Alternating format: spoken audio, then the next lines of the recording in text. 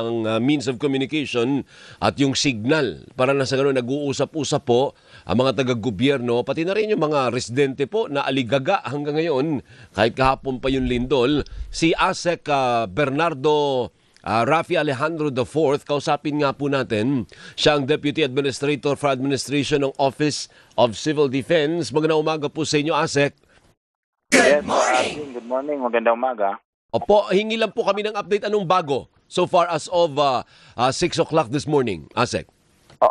Opo, as of 6 o'clock this morning, meron na po tayong 37 deaths reported, 4 dyan sa Region 11, 33 sa Region 12. So marami pa rin talagang reported casualties sa Sarangani and Jensan.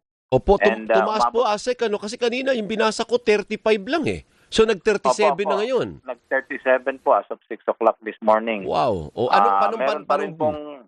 Sige po.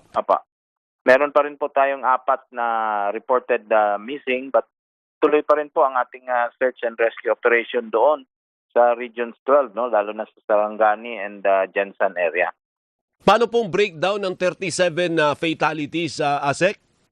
Opo, 4 po sa Region 11, 3 dyan from Balot Island, isa sa Digo City. Yung 33 po sa Region 12, 18 sa Sarangani, 12 sa Jensan at 3 sa South Cotabato. Po, and the number is expected to go higher as we go along. Ano po? Opo, meron pa po tayong ongoing search and rescue operation.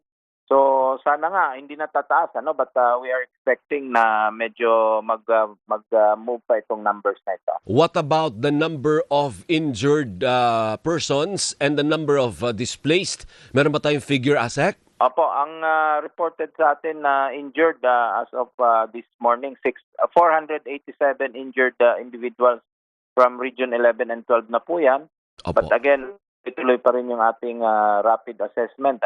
Yung displaced naman halos umaabot po, as per report kagabi, umaabot na po ng halos 4,340 families, no? Or close to 17,994 families ang apektado. Ang nasa evacuation center ay halos 1,340 families or 12,349 individuals. But again, medyo tataas pa rin ito kasi halos 28 evacuation centers pa lang ang reported meron tayo. Opo, and most of them naman, sa awa ng Diyos, hindi naman po nasira talaga yung bahay. Kung hindi yung marami dyan, natakot lang bumalik. O di kaya dahil sa tsunami, sa tsunami warning, ASEC? Opo. Yung sa tsunami warning and then of course yung mga aftershocks na binabantayan natin, nire-remind natin yung ating mga kababayan na mag-ingat pa rin. Although, Alvin, as of this morning, halos 2,000 or 1,997 na ang reported damaged houses. Opo. Hindi pa dyan kasama yung mga infrastructure tulad ng mga bridges, mga road networks natin. Kasi as of now, meron tayong 47 officially reported. But yung DILG ay talagang puspusang kumukuha ng mga datos tungkol dyan kasi halos kahapon po 117 government facilities ang reported na may damage.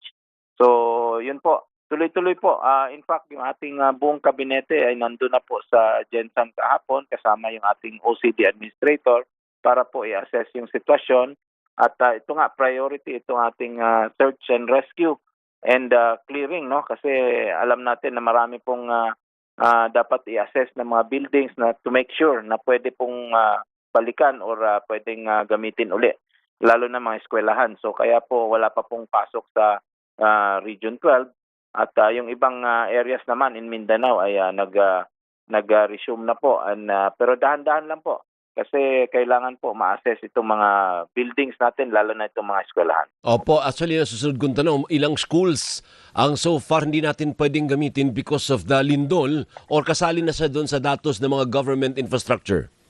Hindi pa po. Ang schools kasi na nag-report sa atin as per DepEd kahapon, halos 6,000 public schools were affected, no? Kaya kailangan isa-isahin na itong tingnan kung ilan dito ang hindi na pwedeng gamitin. Kasi nakita naman natin based sa reports and even pictures kahapon, meron po tayong mga gusaling talagang buong building Oh. Tulad nung sa isa sa Sultan Kudarat na bumagsak, no? So kaya po dahan-dahan po ito, kaya hindi po kailangan madaliin itong pag-resume ng mga schools, no? Kasi kailangan yung integrity ng building ay ma-ensure natin. Opo, confirm ba yun na ASEC na walang signal sa General Santos? May mga tauhan naman kayo sa Gensan, ano? Nakukontak nyo ba? Hindi namin makakontak yung PDRRMO ng Sarangani. Opo, nakokontak naman namin kasi nag-deploy din tayo ng mga Starlink at iba pang mga satellite phones. In fact, kahapon may conference kami kasama po yung PDRIMO ng probinsya at tuloy-tuloy naman. Pero ang report sa atin intermittent kasi marami pong mga cell sites na apektado at kailangan din tingnan ng ating mga service provider para maibalik sa normal yung connection doon. But yun po, may communication tayo doon sa mga tao natin. Opo, ASEC, nakita nyo po ba yung video nung may building yung Jollibee? Tsaka may lab radio, nakita nyo po yung gumuho, ano po? May nakita akong additional na video na may mga lumabas bago tuluyang bumagsak. Bago bumagsak, meron pa po mga 3 o 4 na lumabas. So, yun naman, safe naman sila, no? Hindi, pero ang tanong ko is, tuluyan ba nakalabas lahat ng nandun sa loob o may naiwan dun sa loob? Kasi talagang flattened. Opo. Yun po ang kino-confirm natin kasi kahapon meron pong mga videos na lumabas na mayroong tumingin, may nagkaroon na ng search and rescue doon but wala pa po tayong confirmation na talagang wala nang naipit doon. So tuloy-tuloy pa rin yung operation natin. Yun po ang delikado sa mga commercial establishments natin kasi wala po tayong tali talaga kung ilan ang tao na sa loob sa oras na yon.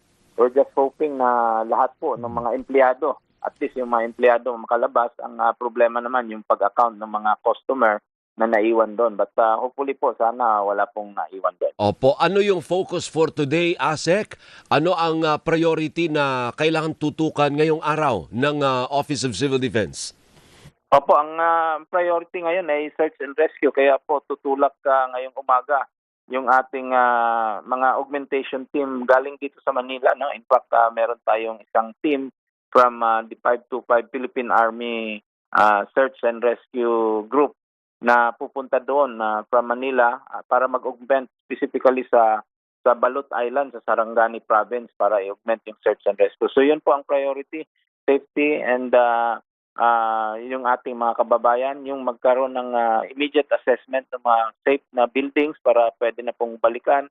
And of course, continuous provision ng ating mga relief items, lalo na yung nasa mga evacuation centers and ito yung pagbibigay ng mga temporary shelters kasi ito po ang kasunod na dapat gawin natin kasi marami po tayong kababayan na medyo apektado na at meron pong halos 433 totally damaged houses. So yun po, mga pang shelter repair kits and other materials na kailangan nila. Yung mga gusali, nabanggit po ninyo, yung mga private, nakita natin maraming mall.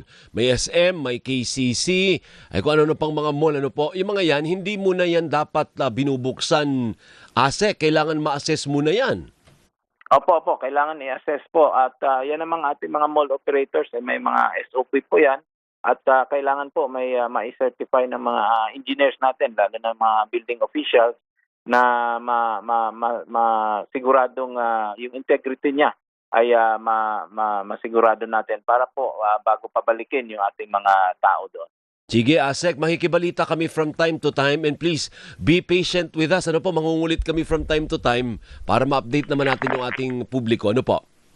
Yes po. Maraming salamat po, Alvin. And, mabuhay ka, ASEC. Saan niyo po at we'll keep on updating po. Sige po, salamat po si ASEC Bernardo Rafaelito Rafi Alejandro IV, ang Deputy Administrator for Administration ng Office of Civil Defense. Siyempre nagpapasabi na po tayo dahil makukulit ang mga mga mamayag, yung mga EP, yung mga researcher, pagpasensyahan nyo na po dahil ang pakay lang naman yan ay hindi makichismis kung hindi makakuha po ng impormasyon para maihatid po natin sa madlang people na nakamonitor at nagtitiwala po sa DCMM sa pagbibigay po sa kanila ng balitang sigurado at kumpirmado. Pero pipihit po tayo hindi po porket nakatutok tayo, yung focus natin ngayon ay doon sa disaster, doon po sa Mindanao. Aba, meron din pong mga politika, hindi pa rin po nawawala ang mga balitang politikal. Kagaya nga po nito, kinuwestiyon ng ilang senador ang